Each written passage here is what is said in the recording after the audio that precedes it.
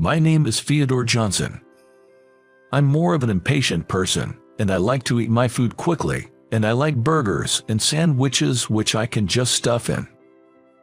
Especially, I've always been a fan of BLT sandwich. That day happened to be a day off for the surgical clinic I run.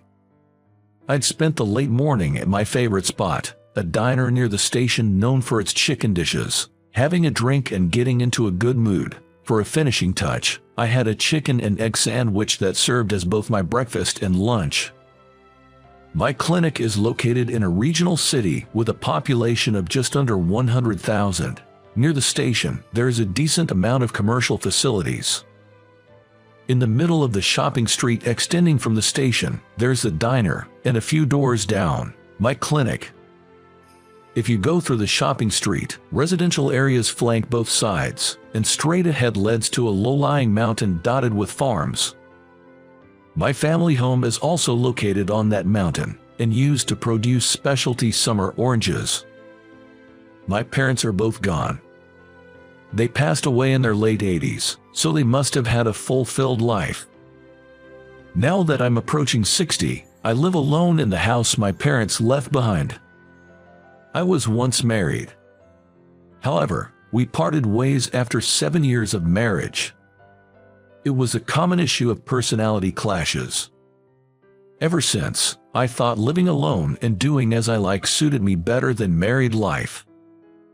Anyway, that day, shortly after I started up the mountain slope where my house was located, feeling good after having had a few drinks and a full belly, I heard a young woman scream, "Eek!" Looking up the slope, I saw summer oranges rolling down. I picked up one with my left hand, stopped the next one with my right foot, and another with my left foot. The fourth one rolled between my legs. For the fifth one, I reflexively tossed the grilled chicken I had brought back for my evening drink, and caught it with my right hand. I went up the slope, holding those oranges, to where the young woman was. Upon reaching, she turned out to be a girl in her early 20s, with short hair and an innocent look on her face. Ouch, I think I might have sprained my ankle. She was wearing sporty white leggings and was sitting down, rubbing her ankle. "Here, let me see." I handed her the oranges I was holding and placed my hand on her ankle. "Ouch, there," she exclaimed. It was a mild sprain for sure. Still, I couldn't just leave her there. So, I gave her a shoulder to lean on and walked her down the slope, and took her to my clinic. I put a patch on her, tightly wrapped her ankle in a bandage, and gave her some first aid. "Come back tomorrow, I'll examine you properly then." It was my day off, and I had a few drinks in me. I'm sure it wasn't anything serious, but I told the girl to come back tomorrow. It's all my mom's fault. When you're talking to others, call her mother, not my mom, ok? "Yes, sir." She stuck out her tongue cheekily after she replied. That day, she'd been sent by her mom to the unmanned fruit stand at the top of the hill to buy some summer oranges. As she was coming down the hill with the oranges in a paper bag she brought, the handle of the bag suddenly broke and the oranges rolled out. It's my mom, my mom keeps reusing department store bags because she wants to be eco-friendly. The handle must have been about to break off. Her mom must have been quite frugal. I almost dropped my smartphone too. "Were you walking while messing with your smartphone?" "Yeah." I scolded her, telling her that was far worse. Staring down at a smartphone for long periods can strain your neck and lead to stiff shoulders and headaches. That's a condition called text neck. It's dangerous, so stop using your smartphone while walking. As I told her, she gave me another drawn-out "yes sir" in reply. Her house seemed to be just ahead in the residential area, within walking distance from my clinic, but I felt sorry for her having to walk on that foot. I suggested her to take a taxi. "You should get there within base fare. Do you have money for that?" "I'm fine, I have it." Nodding, I gave her a crutch. As I walked her to the clinic entrance, she kept turning back to smile brightly at me. As I was about to go back inside, I noticed the part-time job notice I taped to the entrance door was starting to peel off. It's been up for over a month now. As I fixed the notice, I wondered if I should use online job postings. Just as I was thinking about this, I found she left behind her oranges. I'll give them to her tomorrow. Then the next day. What's this? A gift? I have a policy of not accepting such things from patients. A woman who came with the girl from yesterday handed me a department store paper bag. She had the same face as the girl from yesterday. I thought they might be sisters. Even so, you were so kind to help my daughter yesterday when she was in trouble. It was her mother. She bowed her head and handed the paper back to me again. I caught a glimpse of what was inside. A bottle of imported whiskey. Pretty pricey stuff. That's when the girl interrupted. "Doctor, please, take this." The girl pleaded, clasping her hands in front of her face as if in prayer. I thought, this is going just as planned. Then, clearing my throat, I feigned annoyance as I accepted the paper bag containing a bottle of whiskey. Whiskey, it's been a while. One more thing to look forward to tonight. The mother, even as I was about to start examining the girl, remained rooted to the spot. I told her to wait in the waiting room. This isn't kindergarten. You don't need to babysit. Yes, you're right. I am in the way, aren't I? Her acknowledgement that she was in the way gave me pause, but I handed her the forgotten summer orange, and she took it to the waiting room. The X-rays confirmed that there was nothing wrong with the girl's leg. It would surely be fully healed in 2 or 3 days. Within 10 minutes of the treatment ending, the mother and daughter returned. "Doctor, we wanted to talk to you about the part-time job notice you posted out front." The mother, her demeanor now entirely different, spoke briskly, her eyes shining as she looked at me. "Would you be able to do it?" As I spoke, I couldn't help staring at the mother's face, still convinced they must be sisters. "No, my daughter. Would she be suitable for the job?" Her. "This one here." Beside her mother, the girl stuck out her tongue and gave a little bow. "Listen, if that's the case, you should speak for yourself. You're not a child anymore." I scolded the girl, warning the mother not to spoil her too much. That said, I did need a part-time worker. It's reception work, but it's not that difficult once you get used to it. So, I decided to hire the girl. The girl, whom I'll call Emma, began her part-time receptionist job 3 times a week once her foot healed. She was usually quite dependent on her mother when they were together, but when alone, she showed a responsible side and quickly learned the job. Moreover, her vibrant and cheerful smile was well received by both the staff and the patients. However, this also brought some trouble for me. Doctor, let's walk together there." Emma would always wait for my work to finish, and as soon as I left the clinic, she would dart over, crossed her arm with mine. And then, resting her head on my shoulder, she would start skipping along. "That's enough. Stop that."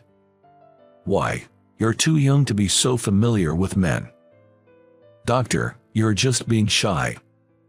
I was at a loss. I had taken in quite a naughty girl.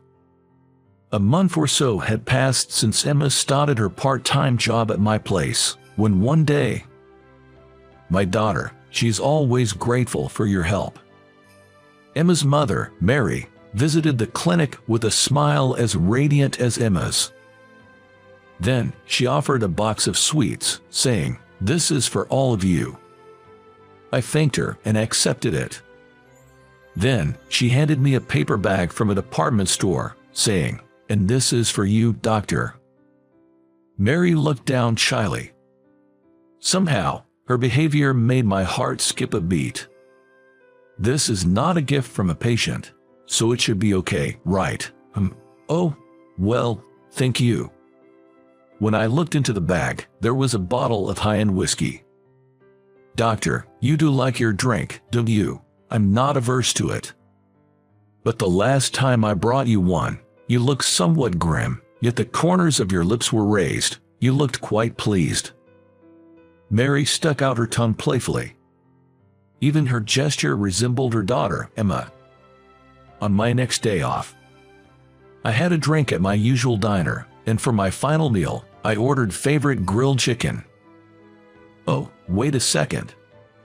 I hastily withdrew my order. I'm not in the mood for a chicken today. I told the owner of the diner so. How about fried rice? No, that's not it either. I've decided on risotto. On my way home, as I began to climb up the hill, a summer orange came rolling down from above. I picked it up and looked up the hill. Emma was there, smiling mischievously. Emma waved her hand and started running down the hill towards me. Don't fall, be careful. When she got to where I was, she stopped, placed her hands on her knees, and caught her breath. There was a faint sweet scent coming from her. Doctor, have you been drinking? I nodded. What did you eat? Well, some side dishes and, for the last dish, risotto. Emmy asked what I would do for dinner. I told her I hadn't decided yet. In that case, come over to my place, let's eat together. Without waiting for my response, Emma took out her phone and called her mother, Mary. It's settled, doctor. My mom also wants to treat you to dinner. Call her mother, not my mom. There was still some time left until dinner. I decided to part ways with Emma and headed home. We agreed to meet in front of the clinic at 5 p.m. When I arrived at the clinic at 5, Emma was already there, passing the time on her smartphone, waiting for me. You should limit your time on that smartphone. Emma shrugged and stuck her tongue out at me cheekily. As we began walking towards her house, she, as usual, looped her arm through mine. I had given up on any futile resistance. Is your father around? She replied plainly that she doesn't have father. My mom, she's a single mother, so my father was never in the picture. I regretted asking, sensing I might have asked something I shouldn't have. My mother works the cash register at a large supermarket across the train station. Emma continued, chest swelling with pride. She boasted about how her mother, Mary, was faster and more accurate at the register than any other employee. Not only that, she treated every product with the utmost care. There was no doubt that for Emma, Mary was a mother to be proud of. The place where Emma and Mary lived was an old two-bedroom apartment that had seen many years pass by. I hope it's okay to drop by so suddenly tonight, I began. Oh no, it's our pleasure. After all, it was Emma who insisted on bringing you over, wasn't it? As Mary and I exchanged greetings at the entrance, Emma pushed me from behind into the house. On the modest-sized dining table, there was an array of dishes that Mary had apparently prepared for dinner. Beef and potato stew, Cobb salad, rib steak, and grilled salmon. The food was simple, but it had that classic, comforting taste of home. As Emma guided me to my seat at the table, Mary brought out a can of beer from the refrigerator. Oh dear, it's still lukewarm, isn't it? Emma jumped in. That's what I told you to pick some up from the convenience store on the way here. But buying it from the supermarket where I work is cheaper since I get a staff discount. Soon enough, a playful argument broke out between mother and daughter. For some reason, I ended up playing the mediator. All right, let's settle down. Whether it's cold or lukewarm, beer is still beer. It's perfectly fine. And so, Emma, Mary, and I shared a meal around the dining table. I don't think we've ever had dinner with a man at home like this, have we? Emma mused. But dear, we've had dinner with Tom before, remember? Mary reminded her. That was when we were kids. He was just a boy, not a man. She then turned to me and explained that Tom was just an old childhood friend from kindergarten. "Excuse me, I need to use the restroom." "Emma, you don't need to announce that." Mary reprimanded her hastily and then turned to me, bowed her head. Emma stuck her tongue out at me before scampering off to the restroom. Mary took a sip of her beer, which she claimed she rarely drank, her cheeks turning a shade of pink. "You know, the day you helped Emma, she twisted her ankle, and you scolded her. She told me all about it." I'm sorry about that." "No, it's okay." She seemed quite happy about it. "Happy about being scolded by me?" "Yes." Mary spoke to me. She's been raising her daughter, Emma, as a single mother, working hard to prevent anyone from blaming her lack of a father. She said Emma turned out to be such a good, obedient girl. But still, just being a mother, I feel like I can't scold her properly. At that moment, Emma returned from the bathroom. Emma, with a carefree air, hugged me from behind.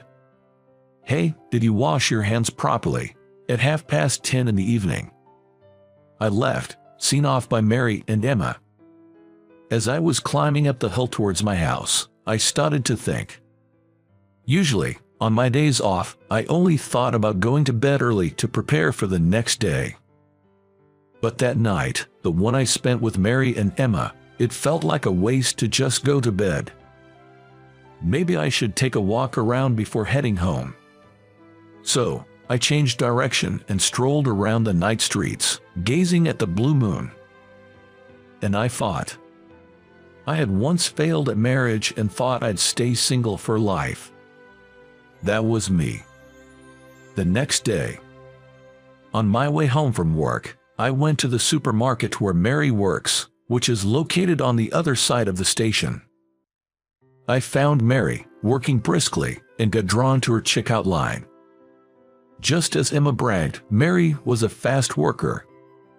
Her energetic smile never faded, yet her eyes were serious. I felt like I could watch her forever. That's how I felt. "Oh, doctor, I rarely come to this supermarket."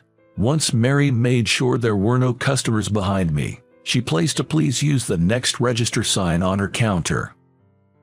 From then on the days when Emma had a day off from her part-time job, I would stop by Mary's supermarket after work.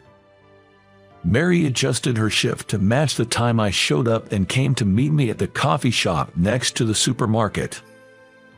Half a year later. "You two seem a bit tense, don't you?" Emma said to me and Mary, who were posing in front of the camera. It was at a photo studio in town. We didn't have a wedding ceremony. Instead, we decided to take a commemorative photo. Our wedding photo. With the cameraman's cue, the flash went off. The photographer suggested another shot.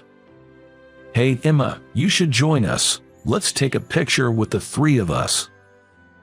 Emma nodded energetically with a smile and stepped between me and Mary.